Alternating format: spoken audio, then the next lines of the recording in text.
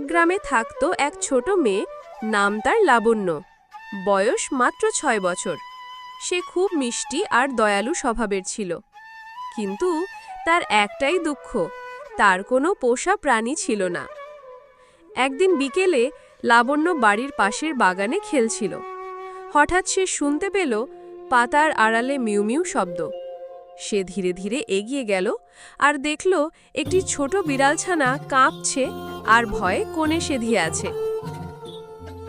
লাবণ্য ধীরে ধীরে হাত বাড়িয়ে বলল, তুমি একা? ভয় পেও না, আমি তোমার বন্ধু হব। বিড়ালটি ধীরে ধীরে লাবণ্যের কোলে উঠে এলো। তার গায়ে ময়লা, চোখে একটু পানি। লাবণ্য তাকে বাড়িতে নিয়ে গেল, গরম দুধ দিল, একটি পুরনো তোয়ালে দিয়ে মুছে দিল আর বলল, তোমার নাম হবে মিনি। এরপর থেকে লাবণ্য আর মিনি ছিল একে অপরের সবচেয়ে ভালো বন্ধু। তারা একসাথে খেলতো, খেত, গল্প শুনত। লাবণ্য যখন পড়তে বসত, মিনি পাশে বসে ঘুমিয়ে পড়ত।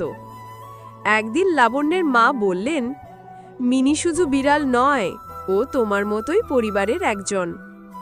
লাবণ্য হেসে বলল, হ্যাঁ মা, মিনি আমার ছোট বোনের মতো।